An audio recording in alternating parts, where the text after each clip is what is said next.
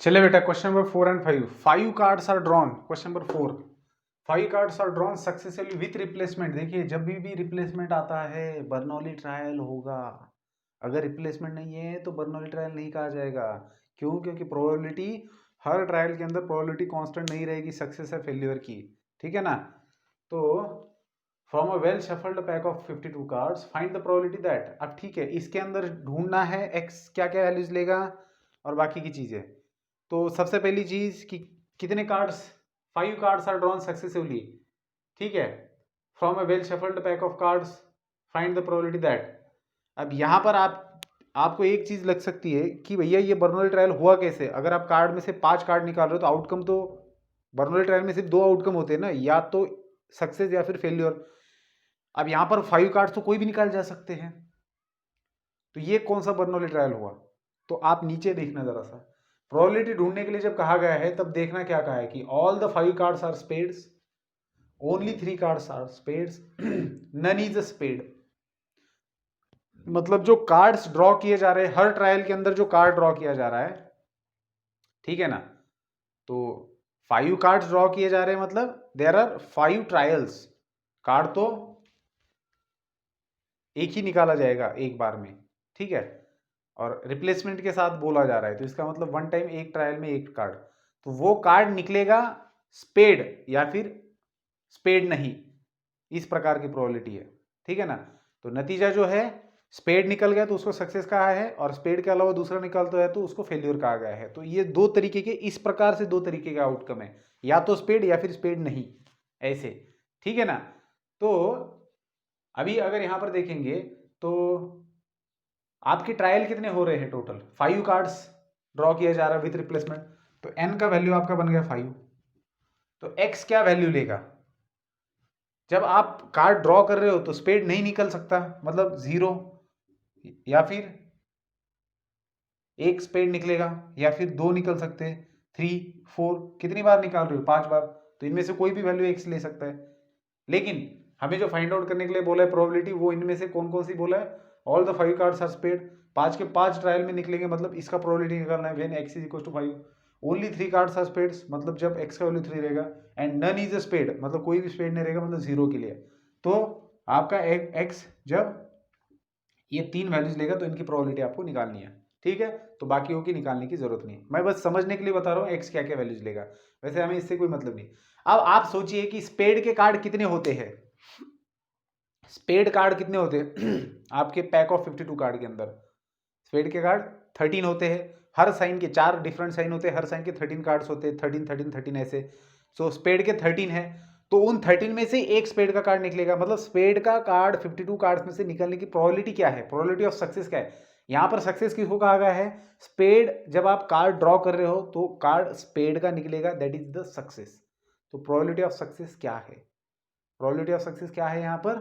तो probability of success है, probability of success आपको मिलेगा 52 में से 13, दैट इज 1/4. तो Q क्या मिलेगा आपको? Probability of failure. ठीक है, P को ही प्रोबेबिलिटी सक्सेस का है तो आप सीधा P बोल सकते हो. Q is 1 - 1/4, that is 3/4. ठीक है, तो N आपके पास है, PQ आपके पास है, तो देयरफॉर आप प्रोबेबिलिटी फंक्शन लिख सकते हो इज NCX. N5 है, CX इंटू P है आपका 1/4 raise to X into Q है आपका 3/4 raise to N-X, that is 5 - X. ठीक है, तो ये आपका जनरल फॉर्म बन गया. अब हम लोग पहले का आंसर निकालेंगे. तो all the 5 cards are spade, मतलब x का वैल्यू जो 5 रहेगा. So P of x is equal to 5 आपको निकालना है. तो आप बखूबी जानते हैं कैसे निकालना है, बस x की जगह पर 5 रखिए और कैलकुलेशन कीजिए. तो वैसे तो मैं लिख दूंगा आपको अगर चाहिए होगा तो, इंटू 3/4 रेस टू 5 - 5. ठीक है, दैट इज 0. नंबर सेकंड के अंदर आपको क्या करना है? ओनली 3 कार्ड्स आर स्पेड, मतलब x का वैल्यू जब 3 रहेगा, एंड लास्ट में जब when x is equal to 0, तो बस x की जगह पर आपको ये वैल्यू रखनी है जनरल फॉर्म में और 0 लिखना है. तो कैलकुलेशन करिए, आंसर मिल जाएगा. ठीक है बेटा, चलिए नेक्स्ट है हमारा 5th क्वेश्चन. इसको हटा देता हूं मैं अभी. 5th क्वेश्चन को पढ़िए, क्या दिया हुआ है 5th क्वेश्चन के अंदर. 5th के अंदर हमें दिया है कि the probability of a bulb produced by a factory will fuse after 150 days of use is 0.05. एक फैक्ट्री है जो बल्ब को प्रोड्यूस कर रही है.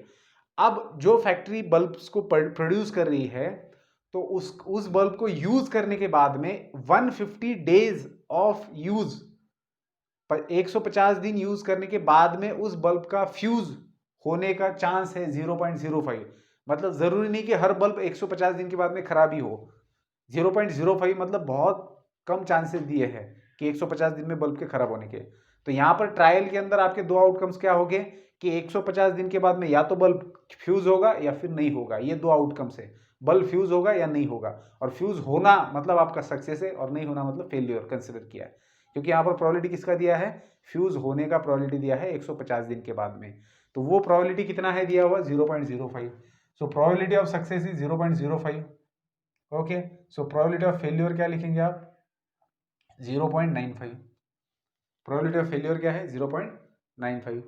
ठीक है, अब find the probability that out of 5 such bulbs, अब टोटल नंबर ऑफ बल्ब्स कितने हैं, n है आपके पास दिया हुआ 5, none will fuse after 150 days use. आपको प्रोबेबिलिटी निकालनी कि उन 5 बल्ब्स में से एक भी फ्यूज नहीं होगा 150 दिन यूज करने के बाद में। Not more than one, at least one, इन सब का क्या मतलब होता है। तो सबसे पहले तो आप इसके लिए जनरल फंक्शन लिखेंगे, probability function. So n c x p raise to x into q raise to n minus x. So n का मतलब है 5, c and x, into p है आपके पास 0.05 raise to x, into q है आपके पास 0.95 raise to n minus x. N कितना है 5 माइनस एक्स। तो सबसे पहला क्या निकालना है कि find the probability that none will fuse after 150 days, मतलब 5 बल्ब में से कोई भी बल्ब नहीं होगा, मतलब एक्स का वैल्यू 0 लेना है। So find the probability when x is equal to 0।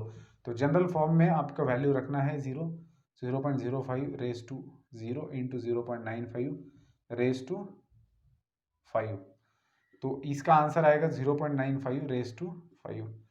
तो इसको ऐसे ही रखना है, इसको आगे फर्दर कैलकुलेशन करने की इसकी जरूरत नहीं। ठीक है, नेक्स्ट सेकंड जो हमें फाइंड आउट करना है उसके अंदर क्या बोला है, नॉट मोर देन वन, एक से ज्यादा बल्ब फ्यूज नहीं होगा 5 बल्ब में से 150 दिन के बाद, एक से ज्यादा नहीं होगा। इसका मतलब क्या, x will take value less than और इक्वल टू 1, है ना। नॉट मोर देन 1 का मतलब क्या होता है, इट कैन बी 0 और 1। सो ये प्रोबेबिलिटी बन जाएगा 0+1 वाला।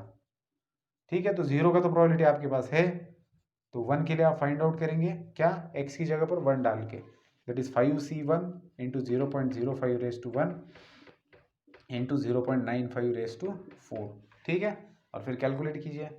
नेक्स्ट है third, that is more than one bulb will fuse. More than one मतलब एक से ज्यादा, मतलब एक्स वैल्यू क्या लेगा आपका, ग्रेटर देन, मोर देन वन का मतलब स्ट्रिक्टली ग्रेटर देन वन।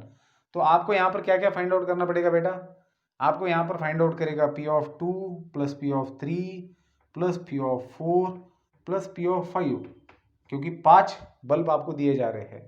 तो या तो आप इन सब का कैलकुलेशन करके एडिशन कीजिए, या फिर आप इसी को क्या कर सकते हो, इसके कॉम्प्लीमेंट इवेंट से। देखो P ऑफ 0 से लेकर तो P ऑफ 5 तक क्या है, P of 0 plus P of 5 P of 1 up to P of 5, इन प्रोबेबिलिटी का एडिशन आता है 1। ठीक है, तो आपको मोर देन 1 के लिए निकालना है, मतलब इन चारों का एडिशन निकालना है। तो आप ऐसा भी तो कर सकते हो, 1 में से P of x less than और इक्वल टू 1 को हटा सकते हो। मतलब अगर आप टोटल प्रोबेबिलिटी में से ये P of x is less than equal to 1, मतलब ये ऊपर वाला, इसका मतलब क्या होता है P of 0 plus P of 1। देखिए आपको P of 2 plus 3 plus 4 plus 5 निकालना है, तो आप 1 में से 0 प्लस 1 को हटा दीजिए, क्योंकि इन 6 लोगों का एडिशन 1 आता है, 6 में से 4 यहाँ पर है जिनका वैल्यू निकालना है। तो बाकी बचे 2 को आप 1 में से सब्ट्रैक्ट कीजिए, क्योंकि इसका वैल्यू वैसे भी आपके पास ऊपर है। और अगर मान लीजिए ऊपर नहीं भी होता है वैल्यू, तो 4 को कैलकुलेट करने के बजाय अच्छा है कि आप 2 को ही कैलकुलेट कर लो, उसमें 0 भी है तो ये आसान भी रहेगा। ठीक है, तो दोनों भी तरीके हैं आपके पास सॉल्व करने के लिए, आपको जो अच्छा लगे करें। मैं तो बोलूंगा कि ये कॉम्प्लीमेंट वाला यूज करते जाइए। नेक्स्ट है एटलीस्ट 1, मतलब कम से कम 1 विल फ्यूज आफ्टर।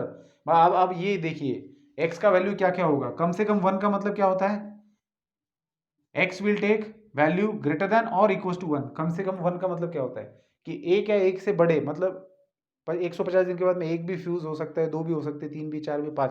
तो इसका मतलब आप इसको सॉल्व कर सकते हो या इस प्रकार से 1 प्लस 2 प्लस 3 प्लस 4 प्लस 5, या तो इस तरीके से सॉल्व करेंगे या फिर आप कॉम्प्लीमेंट वाला यूज करिए। आपको x greater than equal to 1 चाहिए ना, तो आप सिंपल कीजिए कि 1 में से p ऑफ 0 को सब्ट्रैक्ट कर दीजिए, क्योंकि बचा कौन, सिर्फ 0 ही तो बचा है। तो अच्छा है ना कि 5 का एडिशन करने के बगैर जो बचा हुआ है उसको 1 में से सब्ट्रैक्ट करो, क्योंकि टोटल सभी का एडिशन 1 आता है। तो आपको 1 से लेकर तो 5 तक का एडिशन चाहिए, तो इस p ऑफ 0 को उधर भेज दो, 1 में से सब्ट्रैक्ट कर दो, तो बात खत्म। तो ये आसान है या ये आसान है, खुद डिसाइड करो। ये आसान है, p ऑफ 0 का वैल्यू तो वैसे भी ऊपर कहीं ना कहीं मिल ही चुका है। ठीक है, ठीक है, यहाँ पर ही मिला है। तो ठीक है बेटा, ये यहाँ पर सॉल्यूशन खत्म हो जाता है। बिल्कुल सिंपल क्वेश्चन से डायरेक्टली और डिपेंडेंट ऑन द फॉर्मूला है। बस यहाँ पर क्या है कि आपको ये बात समझ में आनी चाहिए कि x क्या डिफाइन किया हुआ है, x क्या क्या वैल्यूज लेगा। वैसे तो x, क्योंकि आपको पूरा बाइनोमियल डिस्ट्रीब्यूशन लिखने के लिए कहा नहीं है, तो x क्या क्या वैल्यूज लेगा ये तो यहाँ पर ही दिया हुआ रहता है, उससे ही समझ जाना है आपको x क्या है, आपका रैंडम वेरिएबल क्या है। बस आपको n को पहचानना है और probability of success and failure लिखना है। ठीक है, चलिए आगे के एग्जाम्पल हम नेक्स्ट वीडियो में डिस्कस करेंगे। Good bye.